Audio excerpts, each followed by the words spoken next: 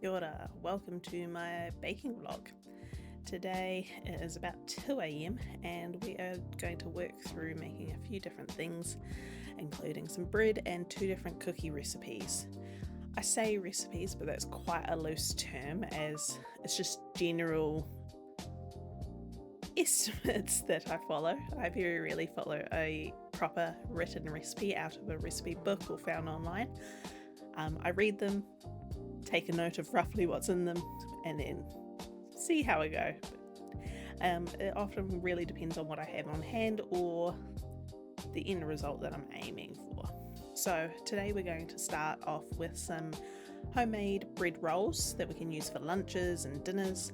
So here I am just getting about 2 cups worth of tepid to lukewarm water so that I can bloom my dry active yeast. And here I'm getting about, I would say, 2 teaspoons of dry active yeast. They're probably quite generous teaspoons. And here we've got about a teaspoon, quite a large teaspoon, of honey. And we're just going to give that a good mix and then set it to the side. And it will go a wee bit foamy while we make sure that the active yeast is actually alive. And here I'm getting about 2 cups of high-grade flour. This is what I guess in the US they call bread flour. And then this is 2 cups of plain flour. Here we go, I've got some very good measuring skills right there, as you can see. And then we're just going to add a wee bit of salt. Always got to add a bit of salt. A little bit in my palm, maybe a proper teaspoon, half of my estimated teaspoons. Here we go. Now, while I was waiting for my yeast to bloom, I decided to start making some cookies. So here we are using some crunchy peanut butter and some coconut oil to make the base of our cookies. Peanut butter is way cheaper than butter here in New Zealand, so combine that up. Added a couple of eggs. Just slowly kept mixing it until a consistency that I thought would work. Bit of vanilla. I probably should have added the sugar in at this point, but I got a wee bit distracted and forgot. So this here is peanut butter, coconut oil, vanilla extract and 2 eggs. And now here I've got about a cup of plain flour, half a cup of white sugar and about half a cup of brown sugar. It's great measuring. Just add a few spoonfuls, get it to about a cup. I do find that if I'm not following a strict recipe, I try and use the same cup for all my measurements and treat it in parts. So that's 1 part total there in that little pink cup. Then we've got a little bit of baking powder to help with rise. Give that a good mix for it to combine. But I didn't quite mix it all the way because I chose to add some chocolate chips. Ooh, not quite a cup. There we go. Chocolate buttons, chuck those in. Those ones there are some dark chocolate buttons. And then mix it all until you can't see any flour. There we go. Good mix. It seems quite dry, but as you can see, when you sort of press it together, it does hold its shape. That's a good enough consistency for the type of cookies I like. I then chucked that cookie mix in the fridge while I went back to my bread. Here we are, multitasking. It is, 2 a.m. doing this, so got to make the most of those early hours. I tend not to do any kneading when in my bread recipes. So here I'm combining with a knife, just adding a little bit of oil just to help soften the bread. So as you can see, that was very eyeballed. And we're just going to mix the bread with the knife until it's combined. I have to say, looking back, I would have added more water at this stage. It is a wee bit dry for what I was aiming for, but I do correct a bit later on, and the bread turned out fine. Chuck some Glad wrap on and set it to the side for an hour-ish in a warm spot, or until got a bit of time between my cookies. Here we go. So oven preheated to about 180 degrees Celsius, and then teaspoon size balls of the peanut butter chocolate chip cookie dough. Make your little balls, chuck it on the tray. There we go. As long as they're about the same size, they don't have to be perfectly round. They're still gonna taste good. There we go. So what have we got? 1, 2, 3, 4, 5, 6, 7, 14. I must have made about 20 total because I made another tray after this. But we're going to just use a fork, press it down, give it a little detail, and help flatten those cookies out. There we go. Just make sure that none of the buttons, they're quite big buttons, make sure none of those fall out the side. This is quite a good recipe for those that enjoy peanut butter and want to reduce the cost of their baking and make cookies without butter. Butter in New Zealand's expensive. But we're going to go to a cookie recipe that does require butter, some Afghans. Here we go. I would say that was about 200 grams butter.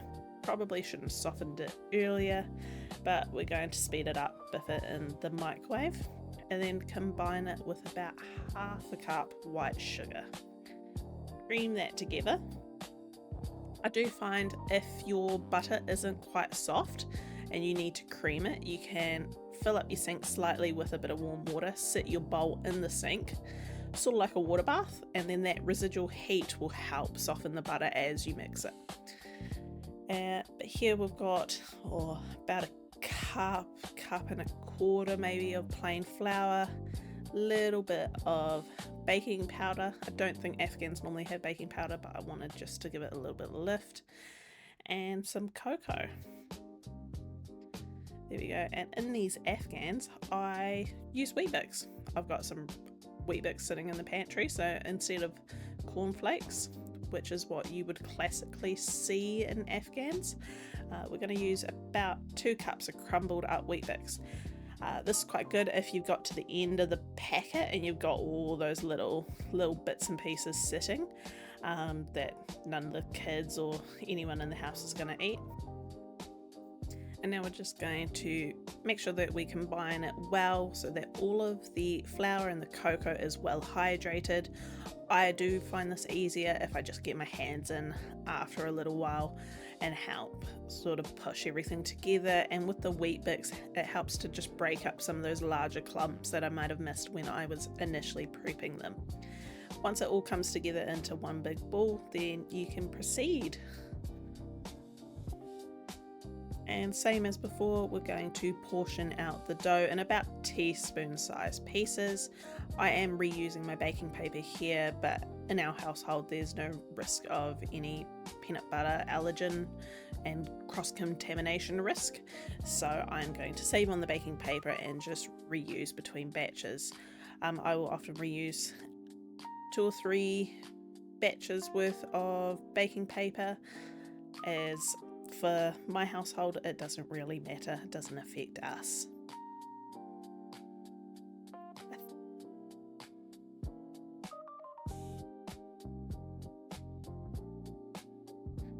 I did about 2 trays worth of Afghans. These don't spread as much as the peanut butter ones, so I managed to get more onto a single tray, but with the same amount of dough balls. There we go, and there are the first round of peanut butter cookies on the cooling rack. Now back to the bread. So as I don't knead my bread, I tend to go stretch and fold, but when I went to check it, I thought it was a wee bit dry, so I've just splashed in a bit of extra water and I'm just going to work that in, as we're going to give it a second proof anyway. It has been made for so long, if you make a mistake in one of the first few steps, it will all turn out fine in the end, as long as you've added a bit of salt and seasoning to your bread and made sure you've cooked it fully. It will all turn out fine. It's not the end of the world. Just going to get all that excess dough off the back of my hand with the back of the knife. And there are the Afghans coming out of the oven. I'd say each of these cookie recipes, they baked at 180 for about 10 minutes each. 10 to 12 minutes is generally enough for cookies this size for most recipes. For the Afghans, I'm going to make a little bit of icing, so just a bit of icing sugar and cocoa powder and a little bit of hot water. There we go. The Afghan recipe is also quite good made in a slice, so in a slice tin, just press it all out into an even layer and bake it off like that, and then you can cut it up afterwards. That's quite good if you're running low on time and don't want the fiddly act of having to portion out the cookies. Just slowly adding some hot water into my icing sugar. It's really easy to overdo it when you're just making a little sort of glaze like this. There we go, and even then you can see it's quite thin, so I do add a wee bit more icing sugar back to it.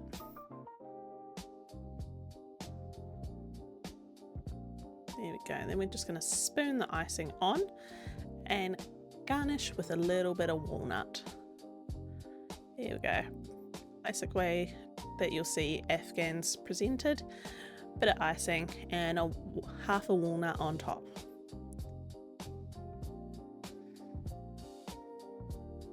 There we go. Chuck the garnish on. Just make sure not to overdo the icing, as otherwise it dribbles all down the side and onto the bench top. Don't really feel like that clean up, so just a little bit.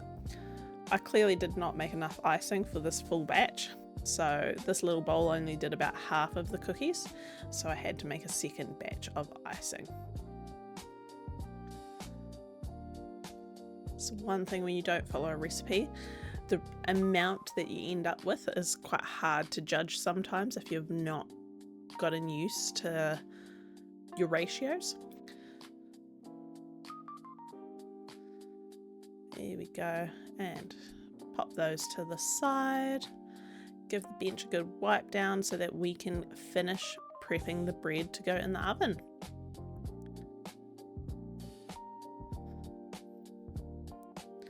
So with this bread, we're aiming for bread rolls, think little ciabatta buns. Not going to be too fussy about the shape and size, but ideally this dough would have proven a little bit longer, but being that it was the middle of the night, wasn't particularly warm in the kitchen, so the dough hadn't risen as much as it could have. So let's prep our little workspace ready to portion out the dough. I'm going to chuck some baking paper down on my tray and get some flour for both the dough and the workbench. I'm just going to use some plain flour for dusting. There you go. And as we're going for sort of that ciabatta style of little bread rolls, we can go heavy on the flour. I'm trying not to knock out too much of the air at this stage, because I know that I'm not going to let the dough proof very much before it goes in the oven. Normally if I was doing like a loaf with this recipe, I would get 2 loaves out of this much flour and yeast. So normally I would do my 2 bulk proofs and then either add any things like cheese or jalapenos, and once in the loaf tin it would proof for 30 minutes again. For these rolls, we're not going to wait for that. It's about 4 AM at this stage. Too tired. Here we go, sharp knife, portion it out. No fuss, we're not weighing it out, we're just going to eyeball it. Think what size bread roll works for you. We're thinking sandwiches for lunch, or sort of burger buns in this case. So That there should fit the average patty. There we go.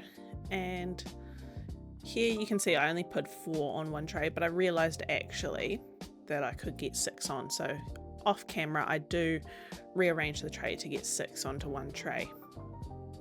The oven would be preheating on fan bake to about 200 or 220 degrees. I tend to bake my bread nice and hot, and these rolls baked for about 20 to 25 minutes. And while those were baking, here are all the cookies. A little bit of extra icing on some of those peanut butter ones, but we've got some cute little cookies. And there's the dog in the background. She really wants some peanut butter, but she's not going to get it. Here we go. So nice sized cookies, 2 of those for morning tea, or 1 with a nice hot chocolate in the evening. Nice little treat. Perfect. And let's pop those away. Get the peanut butter ones into my cake tin. I like to line the bottom with a bit of baking paper. It just helps with the moisture. If there's any excess moisture in the cookies or in the air, helps them stay a wee bit fresher, a bit longer, especially the ones with the icing on them. The ones with the icing probably won't last much into the next day, but while they are in the container, it will help. There we go. Shut that up. And there we are. Classic kiwi ice cream container, bit of paper towel in the bottom, and then load up the Afghans. Perfect, stack those all in. I just made sure that the icing had set enough that they're not going to stick together once they got stacked away. Perfect, and there is the bread coming out of the oven.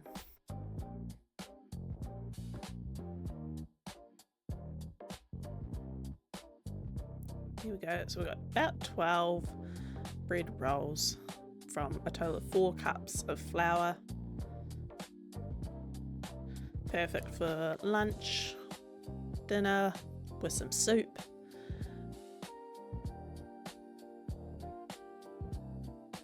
And all no fuss. Hope you enjoyed that little no recipe baking vlog. I'll chuck my rough measurements and timings down in the description, but if you enjoyed this, like, comment, subscribe, and I can make some more of these.